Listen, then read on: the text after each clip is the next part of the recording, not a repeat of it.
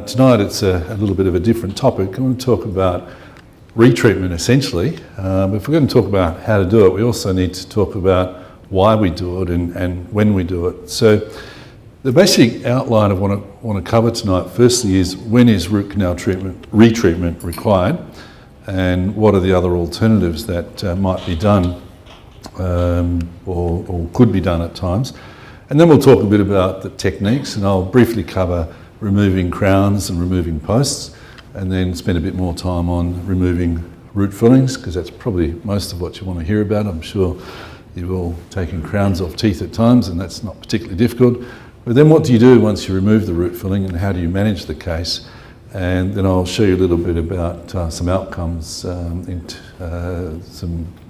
follow-up studies that we've done of cases. So we've got a bit to get through, so hopefully we get through it all in a reasonable time. So let's start off thinking about when is root canal retreatment required, and what are the other alternatives. If I show you a case like this, okay, we've got a tooth that has a periapical radiolucency, and interestingly there's also one on the lateral side there, on the mesial. It's had some root canal treatment done, it's had a post and a crown, it's got this area. What do you do next? Well, we have a few options. We could retreat it, we could do periapical surgery, or I don't know if you can.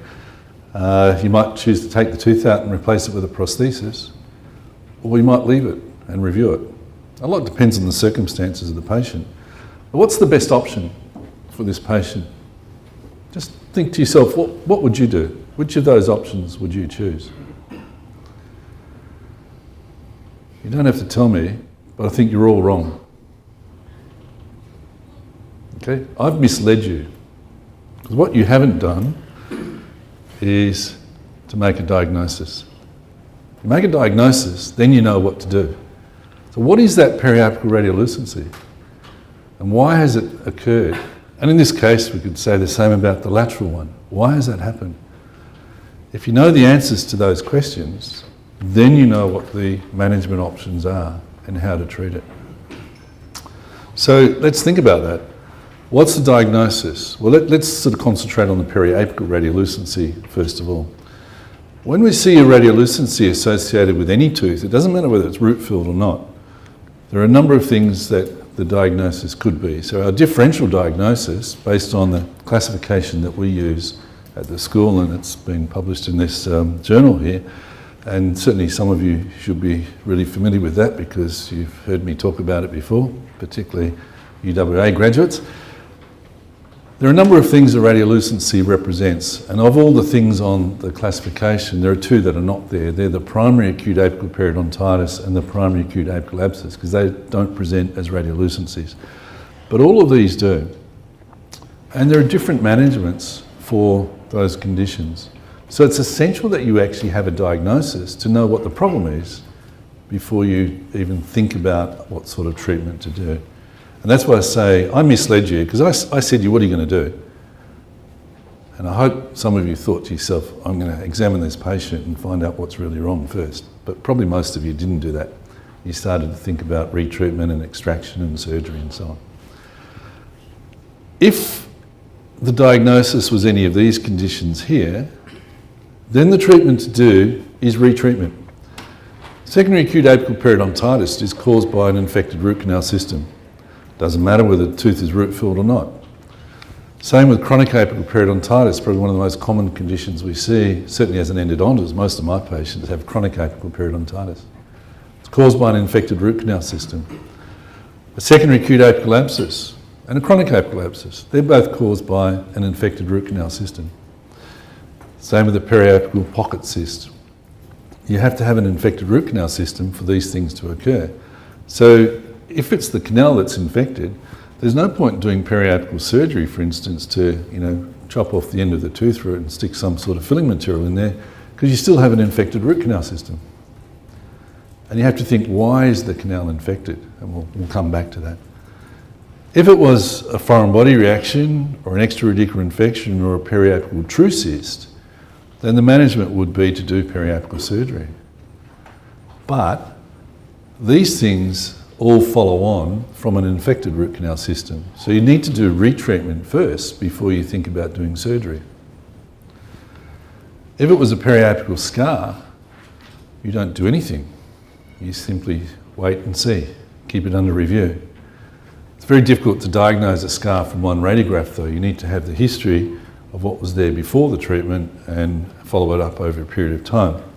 Normally what we'd expect to see is that the radiolucency has got smaller in size and it's just basically remained the same size. So it's unlikely that that one is a periapical scar. It just doesn't have the right appearance of it. So it's not totally related to that tooth. But if it was a periapical scar, you just watch it and review it. And the other condition, if it's something that's actually not related to the root canal system, something non-endodontic in origin, that's the sort of case you need to refer, because that could be some sort of cyst or tumour, or any one of many different pathological conditions that root canal treatment is not going to fix. Neither is extraction or periapical surgery. So diagnosis is essential. You must know what you're actually dealing with before you even think about picking up a handpiece or picking up a pair of forceps or a scalpel or anything else. So then you've got to think about why has it occurred. And you think about most of what I've said there, most of those conditions are related to an infected root canal system. So why is this root canal system infected in this particular tooth? Well, particularly some of the older people in the room might think it doesn't have an apical seal. You know, the root filling doesn't go anywhere near the end of the tooth root, therefore it's not sealed. Well, I can tell you no tooth has an apical seal. Even root canal fillings done by the best endodontists in the world will never have an apical seal. We cannot seal teeth, okay? Can't seal a porous object like dentine. But why would bacteria get in there? Where are they going to come from? Even if you have a bacteremia, why are they going to come out of a blood vessel here and suddenly get into the canal? How do they get in there? It does not happen that way, okay? It might be bacteria left behind in the tooth that causes it, but they're not going to get in that way. In this particular case with that radiolucency on the mesial aspect there, that sort of raises a few questions. And one possibility there could be that we have a crack in the tooth root running down there. But when you examine this tooth, there's no periodontal pocketing. And looking at radiographically, you wouldn't really expect a periodontal pocket there. But it's still a possibility. Could be that there was a perforation when the post was done. It's not exactly in line with the canal, so maybe that's a possibility. Another possibility is it could just be infected root canal system with a lateral canal that you can't see, causing the same sort of reaction that happens periapically, but on the lateral surface of the tooth. So that may be part of the reason why there's a problem, but even with all that, bacteria still have to get in there somehow. So the most likely thing, if you look closely, it's not that difficult to see. We've got caries or at least open margins around that tooth. That's one of the rare ones you can actually see on a radiograph. Usually it sort of looks okay, but there's microscopic gaps where bacteria are getting in. So forget this apical stuff. It just doesn't happen, okay? Anyone who's still thinking along those lines, you've got to move on from that. It's all about bacteria getting into a tooth from the coronal direction. They come from the mouth and into the tooth. It's the only way it can possibly happen. Unless you actually had a bit of pulp in the tooth with blood vessels, but that's unlikely at this stage. So if our problem is bacteria getting into the tooth coronally, then again it makes no sense to do things to the apex of the tooth. So there's no point doing surgery on that tooth. As I said before, you will still have most of the root canal system infected, but you still have the gates open down here for bacteria to get in. And they'll keep on getting in, and so you could do your surgery, and you might do a nice retrograde root filling and things, and you might get a little bit of healing, but it won't last. Within a year or so, it'll be like that again, if not worse. So keep in mind that when you see a radiolucency, and I show this radiograph to dentists all the time, and I say, what do you see there? What they see is the radiolucency. You know what I see? I see a defective restoration. That's where it all starts. Okay, I see the radiolucency, but I immediately look down here. because it's a breakdown in the integrity of the coronal tooth structure is where bacteria get in. So that could be through caries, it could be through a crack in a tooth, it could be a fracture of the tooth, it could be a fracture of a restoration, or just breakdown of the restoration. But, most of my work is all about caries, cracks and breakdown of restorations. They allow bacteria into the tooth, they'll set up an infection within the root canal system, and what we see periapically is really just a response to the bacteria in the canal. In many ways, we use the wrong words because we talk about periapical disease. If it's just inflammation, it's not a disease, it's a reaction. It's a reaction to the bacteria in the canal.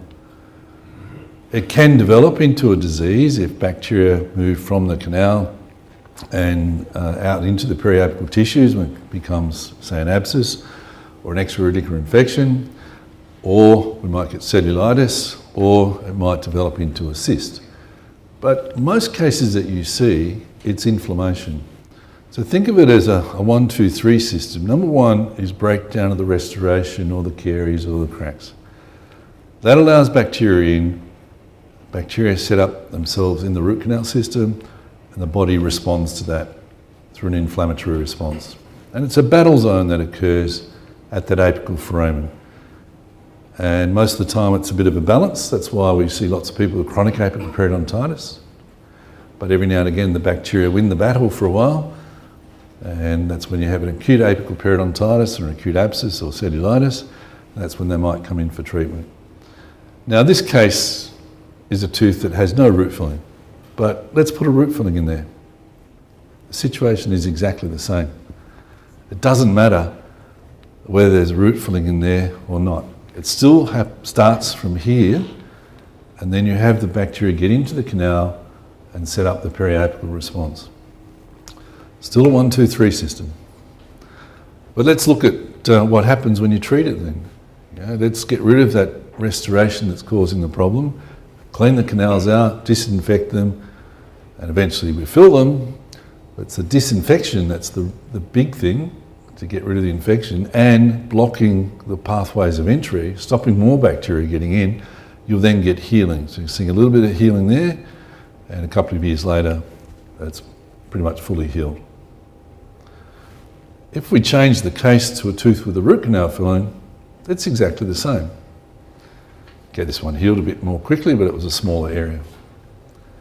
There's no difference, basically. Whether a tooth is root filled or not, the process is exactly the same. Another one here, root filled tooth. Many people might look at that and say it's a silver point, that's why there's a problem. It's nothing to do with a silver point at all. Silver point just makes it harder to treat. It's basically just an infected root canal system because of breakdown of the coronal restoration. There's been a lot of apical inflammatory resorption as well, but we can treat that. Let's get rid of the restoration, let's get rid of the root filling so we can disinfect the canal, we can deal with the resorption through various medicaments and so on, and we can get repair and we can have a nice stable tooth. That will happen in most cases, but there's a limit to how many cases will heal. So there's an upper limit or ceiling to the number of favourable outcomes that you'll get just through conventional root canal treatment. And the limiting factor is the number of cases that you have amongst your patients that have bacteria that will be resistant to what you do, or the number of patients you have that develop true cysts, extra-radicular infections, or scars. Now, scar is a healing response, but it can be mistaken as being a continuation of the disease process because it's a radiolucency. So the highest number of favourable outcomes you can ever get just depends on how many of your patients have this problem. And if you're unlucky to have 10% of your patients with one of these things, you're only going to get 90% of your cases healing. If you have 1% of your patients that have these things, then you'll get 99% healing, provided you do your treatment well and you follow the basic principles. So radiolucency that persists after root canal treatment done, in most cases will be because bacteria have persisted in the canal, so an intra-radicular infection. There'll be some cases with an extra-radicular infection. So the bacteria come out of the tooth and set up colonies within the periapical tissues or on the external surface of the tooth root. We can sometimes get a foreign body reaction, which is usually something that we induce by pushing material out through the apical foramen into the periapical tissues. Some patients will develop a true cyst. Now, first of all, they have to have epithelium in the periapical region of the tooth, and only about 50% of cases have that. So only half of the teeth you treat have the potential of developing a cyst. And then some cases may heal with a reasonable amount of scar tissue. Probably all cases have some scar tissue, but a reasonable amount that you actually see on a radiograph as a radiolucency. Just to show you what I mean by these things, this is taken from the work of Ramachandra Nair, who's well known for his work on apical periodontitis. There's intra-radicular infection. You can see here in these SEMs of this particular case that didn't heal, so you see a persistent radiolucency. When you looked at here, there's bacteria in an accessory canal down here. So it's like an apical delta, and that they felt was the cause of the continuing periapical inflammation. Here's a clinical example where somebody had done some root canal treatment but had broken a file off in the tooth as they did that. So that canal had never been completely cleaned out. So bacteria remained in there despite the file and the post and the crown. And that patient actually had a facial cellulitis. When we saw her, we had to remove the crown and the post and get that file out. And we retreat it and it all heals. So the fact that we were able to get healing just by doing retreatment tells us that it was an intra-radicular infection and nothing else happening externally. An extra-radicular infection, the most common sort is periapical actinomycosis. It's not the only type of organism we get there, but it's the most common one that's been reported. In Nair's work, he showed that you get these little colonies there. You have to be pretty lucky to pick this up on histological sections. And we were lucky to pick it up on this one here, which is a clinical case I did many years ago. Somebody had treated the lateral incisor. The patient had 2 draining sinuses, which initially we thought it was probably related to the central incisor, but the wrong tooth had been treated. Anyway, we tried to retreat it, but the draining sinuses persisted, so we root filled the teeth, so retreated the lateral, did the central for the first time, and with the lateral he didn't find one of the canals, which, you know, all these factors come into it, but despite all that, the draining sinuses persisted, so we did surgery, and this is the slide from the biopsy showing that typical appearance of actinomyces colonies that have that sort of almost like something bursting appearance there.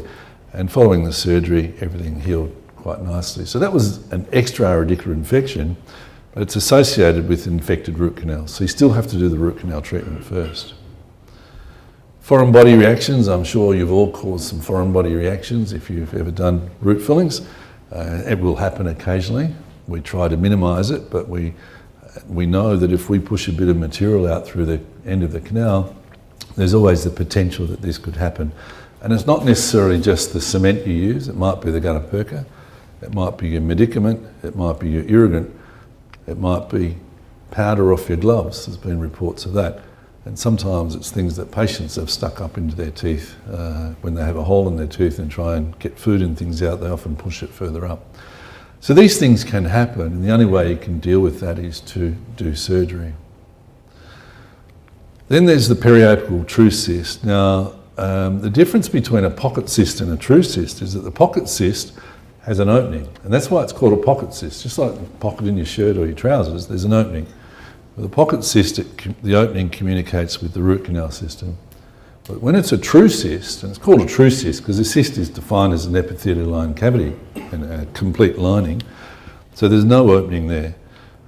It starts off because of an infected root canal system, and if there's epithelium, it can organise and often traps a lot of cholesterol crystals and fluid in there.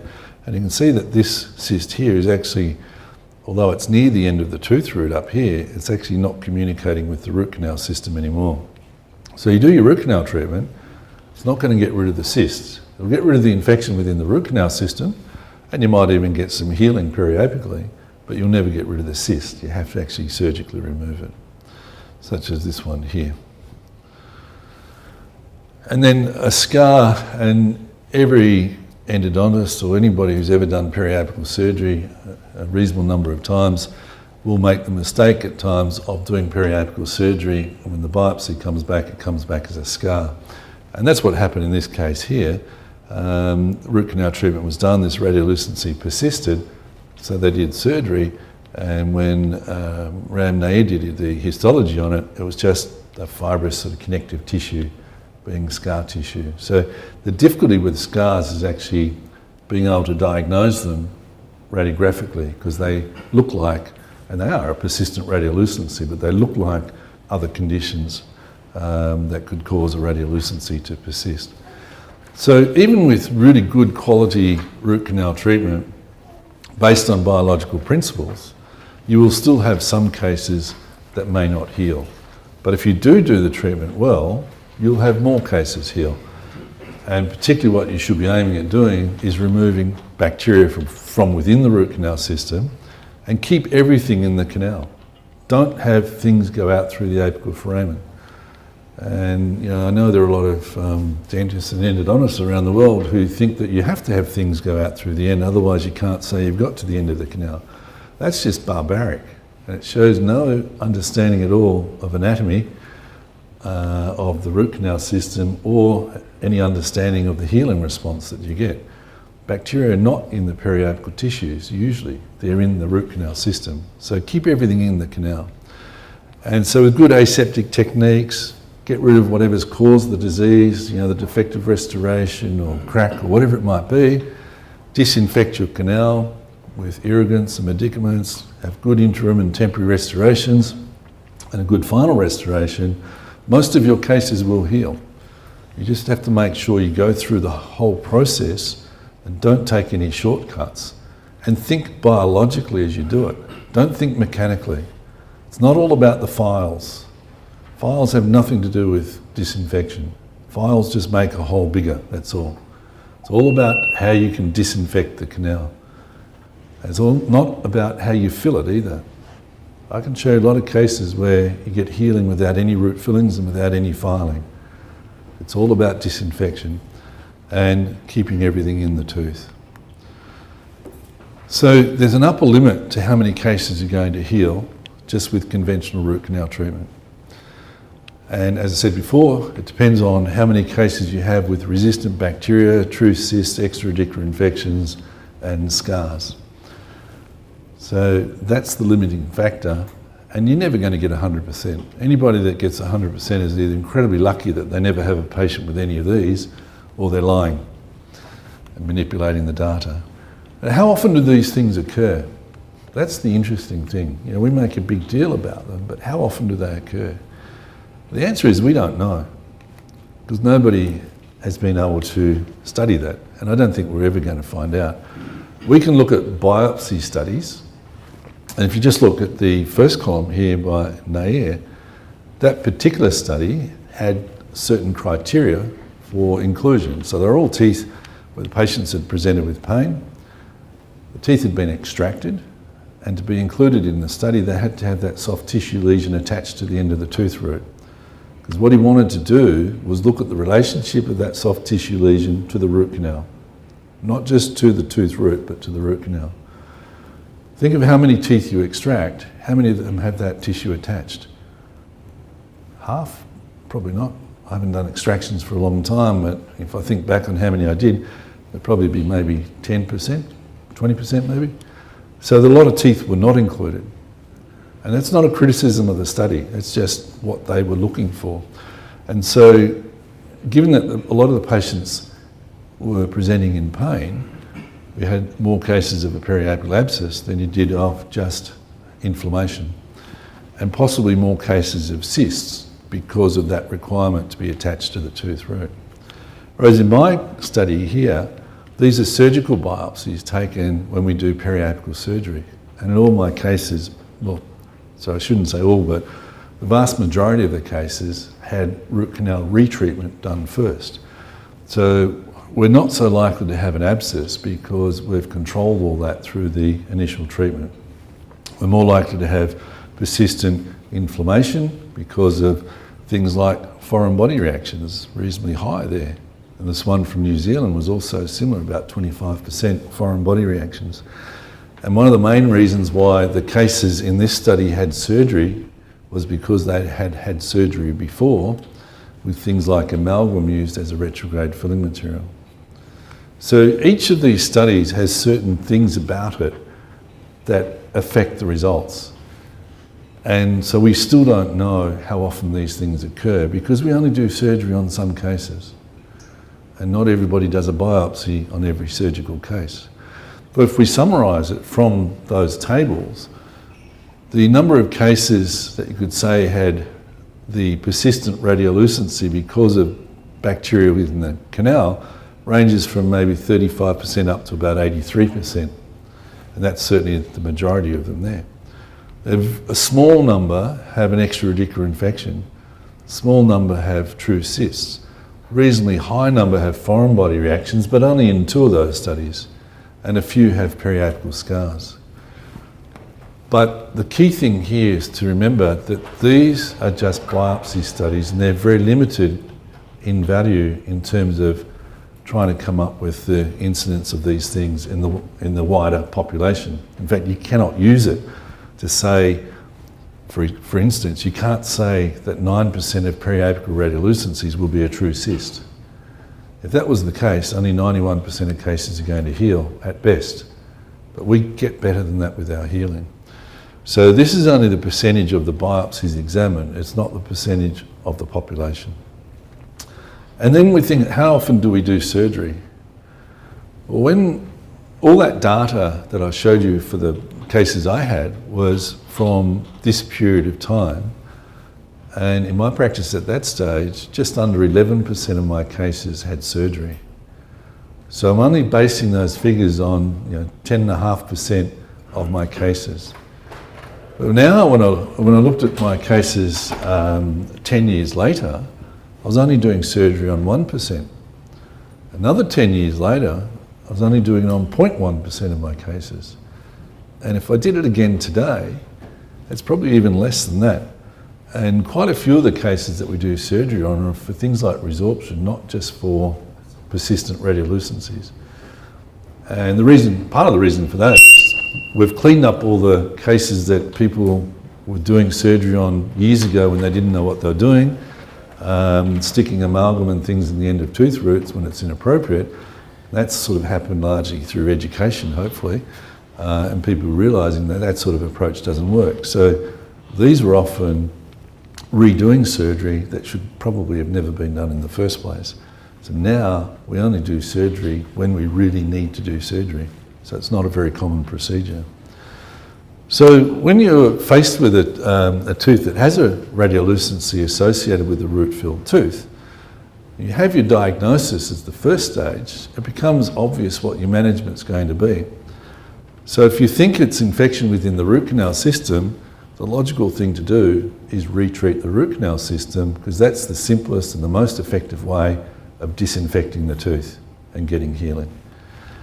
If you think it's an extra-radicular infection, a foreign body reaction or a true cyst, then we would do surgery. But you don't know whether you really have these at the start. So these are really only something that I would think of as part of they're always part of my original differential diagnosis, but we usually would then deal with it under the assumption that it's an intra-radicular infection first. Then if we don't get healing, we'll start to think about these things. So surgery is not going to be our first approach. And of course it could also be a periapical scar, in which case we would just observe and reassess. But very specific circumstances with that too, that we need to know the history of what's been done, and we need to have the radiographs to show us that there's been reduction in the size of the radiolucency and that it's basically remained at that reduced size over a period of time. And that can be very difficult because often people don't have good radiographs and they don't have follow-up radiographs to supply with a case to really know what's been done.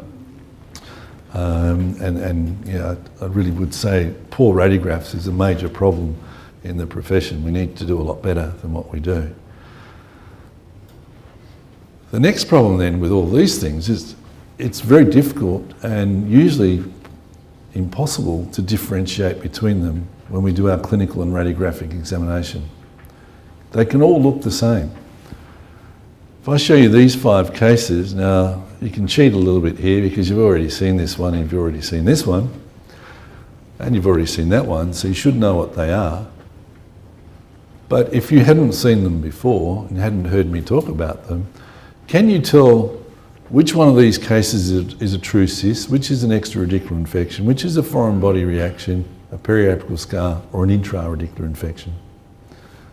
Can you tell the difference? Well, here's the answers. Okay, you saw that one before. That was the actinomycosis one. This was the foreign body reaction one. This was the periapical scar after all that apical inflammatory resorption that I showed you before.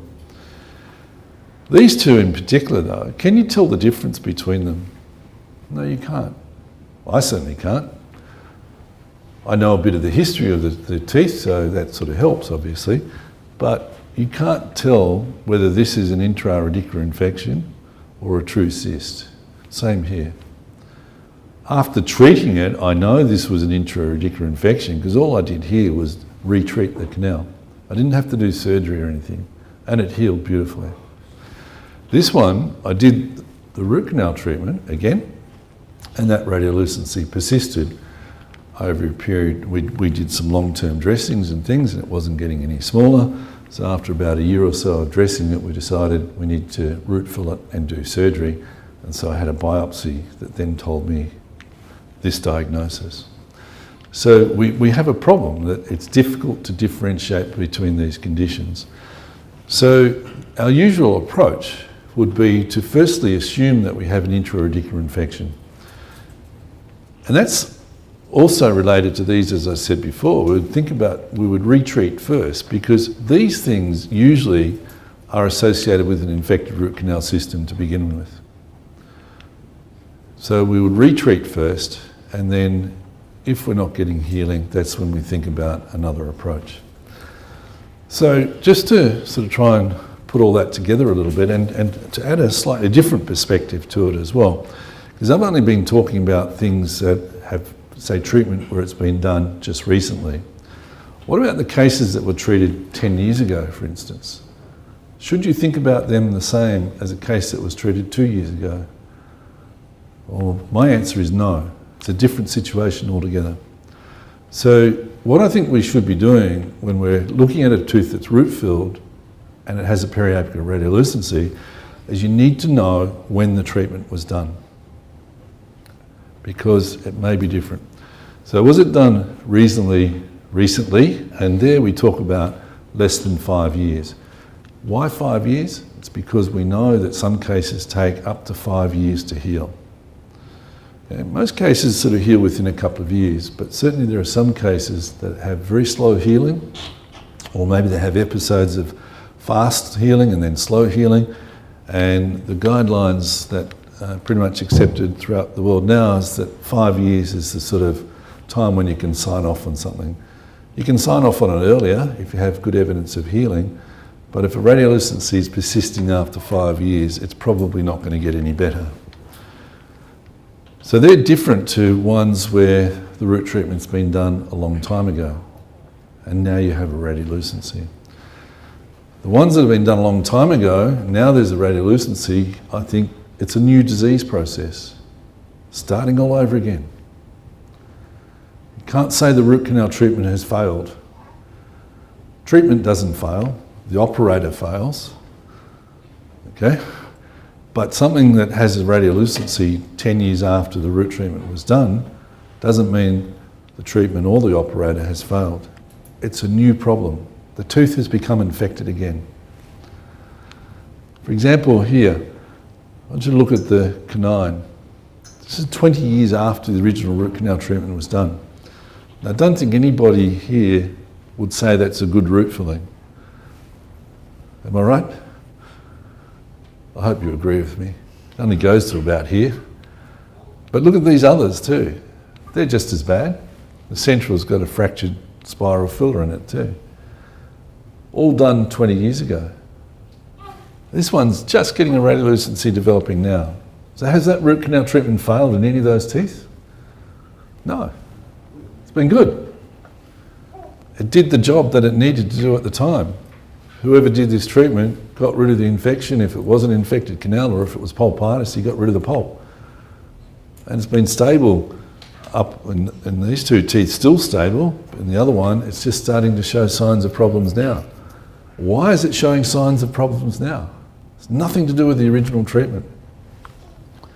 Okay, same here. If it was the original treatment, these should have problems. And they all should have problems much sooner than 20 years. The problem is here. And eventually it'll be here with these two. It's the restoration's breaking down. Bacteria have to get in there somehow. They don't just appear, okay? They've got to get in there. They're going to get in from the mouth through some sort of defect in the tooth, and typically in a restored tooth, that's going to be between the restoration and the tooth. So think of it as a new disease process. This is a really good example of how the history helps a lot. And you know, I know people say you only need to keep your records for 7 years, but gee, don't throw your records out, keep them. Because one day they might be really handy to have, just as they were in this case here. Because the dentist did this root canal treatment back in 1993. Yeah, technically reasonable sort of job, except he's pushed a lot of stuff out through the end. So the potential for a foreign body reaction, but that obviously didn't happen because you can see that the area is healing, and he's kept an eye on it by taking radiographs occasionally, and by 1998 it all looks good. It's healed. The treatment has worked. In 2001 though, it had a radiolucency. What's happened between here and here? Bacteria have got back into the tooth. And interestingly, the restoration's been replaced between here and here. And I wonder whether rubber dam was used for a start. My guess is probably not, because who puts rubber dam on when you do a post? Well, everybody should, but you don't. It's a good way to get bacteria back into the canal. You know, you put rubber dam on, I hope, when you do the root canal treatment, you're working in the root canal. When you're working on a post, you're working in the root canal. Keep the rubber dam on. The other possibility is maybe temporary restorations while the crown's being made. There's all these other possibilities that can happen. So the root canal treatment hasn't failed, it worked. But somewhere along the line, things have broken down again and the bacteria have got back into that tooth and set up a new disease process. And that disease process is exactly the same as what happened to the tooth the first time, when there was no root filling in there. It's an infected root canal system. It doesn't matter if there's gutta perca or anything else in the root canal. So let's sort of put all that together and think about how can we actually manage these cases where you have a root-filled tooth with either a persisting radiolucency, so recent treatment, or a new radiolucency, you know, sometime after the root canal treatment has been done and has worked initially. So we break it down into three categories here. The first one has actually nothing to do with endodontics in many ways. This is when you have a radiolucency associated with a tooth that's actually not a periapical radiolucency of endodontic origin. A second situation is where you have a persistent radiolucency on a recently root-filled tooth, so less than 5 years. And it could be any one of those things that I've been talking about. The third situation is when you have a new radiolucency, so a long time after treatment, or certainly more than 5 years, and it could be any one of these things here, okay, except for a periapical scar. So we manage them slightly differently. Well, first of all, the non-endodontic origin ones, how are we going to manage those? Well, they could be a number of things, and I know that's going to be hard to read. I don't really have the intention for you to read it all, but just remember, things can look like a periapical radiolucency, but they can have nothing to do with the tooth. Cysts and tumours and so on. These patients need to be referred to the appropriate medical or dental or both specialists, because they're going to need things beyond the capability of you or me as dentists or an endodontist. But what I will do is review that patient, because particularly if this patient's going to have surgical procedures that might involve the periapical region of a tooth, that tooth or teeth could very easily lose their blood supply and end up with a necrotic pulp, which could then become infected and need root canal treatment. Now, with some of these cases, the patients may lose all their teeth and may lose their jaw. So obviously then you don't have to follow them up. But there might be other cases where we actually do root canal treatment before, and I'll show you an example in a minute. But here's a situation where there's a large radiolucency here. You can see it there. So we've taken a number of different radiographs. You can see expansion of the jaw here. When we examined this patient, because they were sent to me initially thinking it was a periapical radiolucency associated with the canine, you can see all these teeth responded normally to pulp tests. There's no history of trauma, there's no caries, there's no cracks, there's no restorations in the teeth. Why would they have pulp disease? Well, simple answer is there was no pulp disease, it was a traumatic bone cyst. So that was managed by an oral surgeon, but I reviewed the patient. You can see here at 6 months, still responding to pulp tests, radiolucency is getting smaller, and other time intervals there. So we follow it up until we're confident that that tooth is okay. Because curating out that area could very easily curate out all the blood vessels and the pulps don't recover. Here's another situation where I saw the patient, had sort of swelling on the face there and pain and things. And when we looked at this, it just didn't look right. And pulp tests were all normal, apart from the root-filled tooth, obviously. There's radiolucency here, and as I said, there was swelling of the face. It was a hard swelling. It wasn't typical of an abscess. So alarm bells ringing in my head, thinking, I don't need to do anything here for this patient, except to refer him to an oral maxillofacial surgeon. And there was a whole lot of imaging and things done, and the diagnosis came down to an odontogenic keratocyst.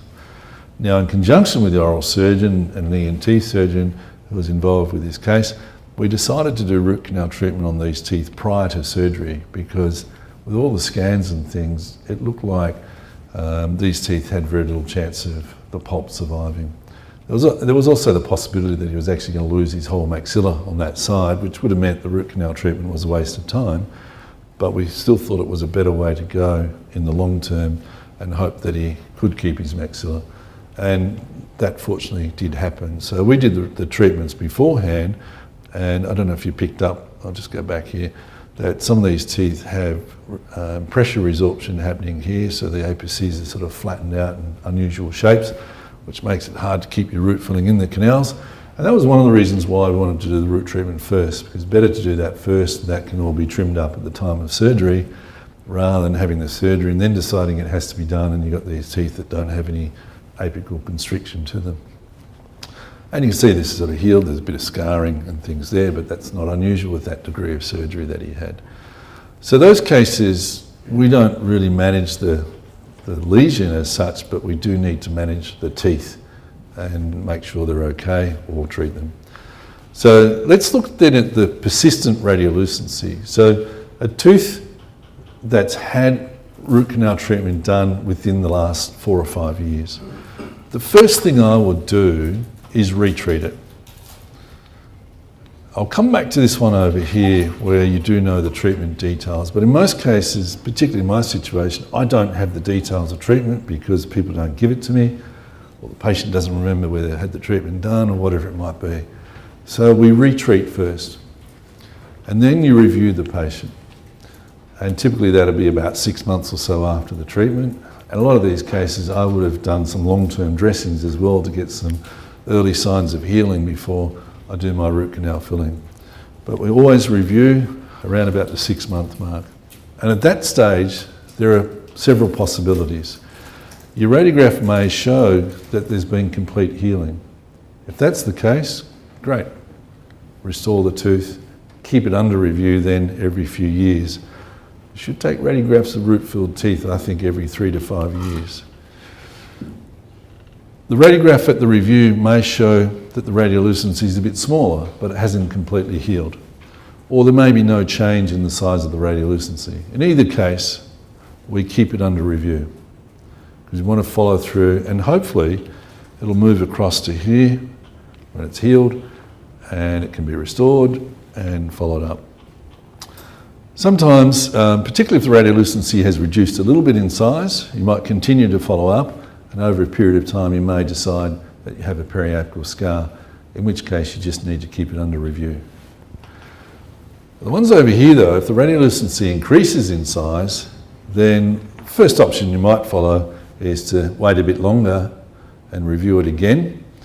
And typically, if I've done that first review at 6 months and the radiolucency is increased in size, I want to see it at 6 months again.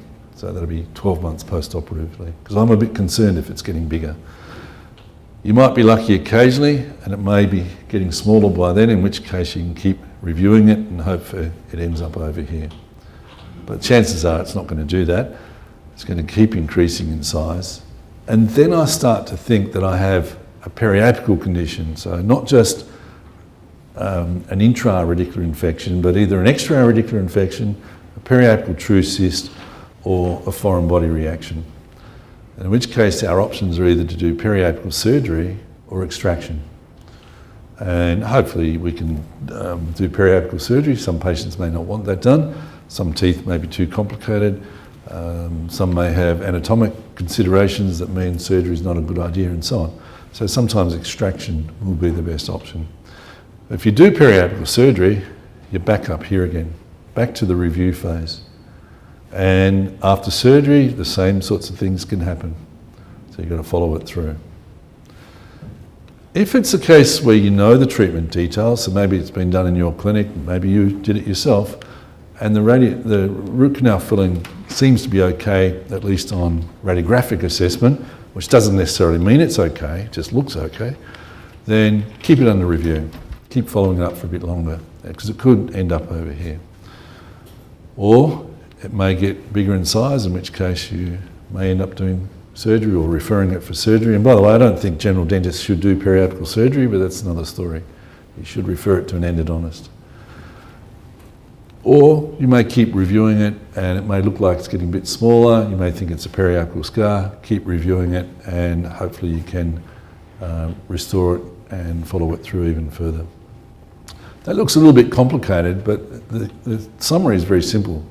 Retreat first before you do anything else. And most cases will heal. Here's an example. This person did this root canal filling, didn't know his anatomy, didn't realise lower molars had 4 canals. He thought there were only 2, 1 in each root. We basically just retreated that and it all got better very quickly. This one here, also associated with apical inflammatory resorption. Retreat that, because we've got an infected root canal system with that resorption and chronic apical periodontitis. We did long-term treatment here and we were able to get good repair of the tooth as well as the bone. There it is 4 years later. There's a problem with the next tooth, but we'll deal with that one. But this one here is all nice and stable. There's a tooth, you saw this one before, it was root filled, and that lateral incisor 2 years before we saw the case when it had the 2 draining sinuses. We retreated it, but it wasn't getting any better, so then we had to go and do the surgery. So then the third situation is when you have the new radiolucency. So a tooth that's been root filled more than 5 years ago, and these are the potential diagnoses there. Most times though, it's going to be an intra-radicular infection. So if we do the same sort of thing with this tooth, first up, retreat it, then reassess, same healing responses as before, we'll take the same approach. Follow it up, hopefully you get healing. Sometimes you might think it's a scar. If the radiolucency increases in size though, that's when you might be lucky again and get healing, but otherwise we continue to see the increase in size, you're looking at periapical surgery or an extraction. And once you do the surgery, you're back up to the review process again. So the management is not that much different, even though it's a new disease compared to a persistent radiolucency. But it's important to recognise that you're dealing potentially with different situations. With a new radiolucency, it's probably much less likely that it's going to be a true cyst or extra-radicular infection or a foreign body reaction. It's much more likely that it's just an infected root canal system. Here's an example. This was treated 8 years prior to when I saw her. You can see there's a very large radiolucency, doesn't even fit on the film there. We treated that with long-term dressings and we were able to get good healing. That's all we need to do. This one, we retreated both the central and lateral incisor. The central was okay, that sort of healed, but the lateral, you see that the radiolucency from when we retreated to following it up was actually getting larger. So we had to do surgery on that tooth, and it then did heal over a period of time. And you can see here that healing does take some time, and following surgery it's not unusual to have a little bit of scar tissue formation there. So the summary of all that is do retreatment as the first thing, because your radiolucency is going to be caused in the vast majority of cases by intra-radicular bacteria.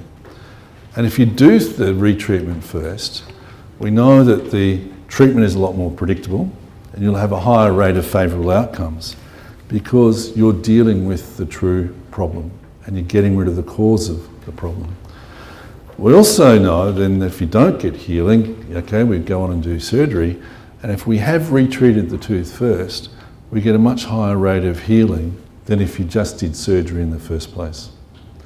So it sort of makes a lot of sense to me. Deal with the canal before you try to deal with the periapical tissues, and most times you don't have to do anything to the periapical tissues. So do your retreatment first. So in a case like this one here that we started off with, if we retreat that, as we did, we get healing. So we removed the post, we removed the crown, we removed the post. We didn't find any signs of a fracture or perforation or anything there, so subsequently we thought, well, it probably was an infected lateral canal, we just can't see it. And you can see that healed very rapidly. This is only 4 months after we started treatment. This is also healing well. There are actually 2 canals in the tooth. Deal with the intra-radicular infection and it all gets better.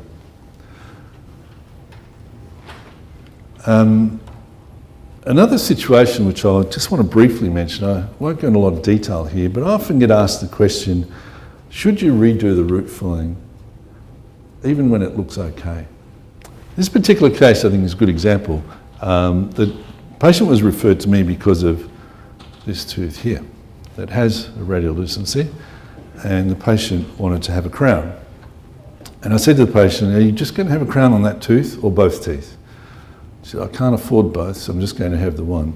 And I said to her, well, if you are going to have a crown on the other tooth at some time in the future, you must come back and we'll redo the root filling in this tooth, because there's a bit of a radiolucency there, which, yeah, it could be a scar, but you're going to have a new restoration on that tooth. It's much simpler to redo that root filling now, or before you have the crown and probably a post, than to try and do it after.